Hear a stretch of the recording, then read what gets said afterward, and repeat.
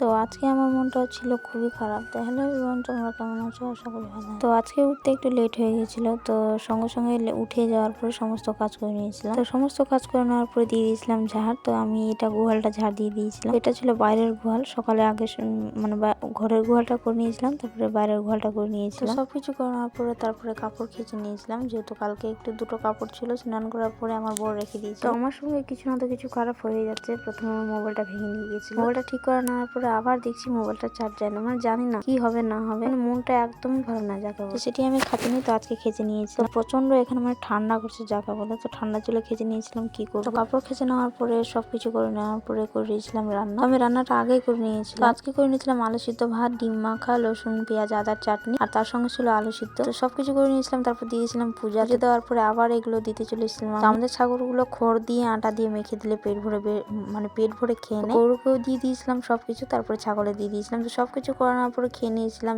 দেখতে পাচ্ছ ওখানে ডিমের মাখা আছে, আলু সিদ্ধ, আলু ভাজা। নেক্সট ভিডিওতে দেখা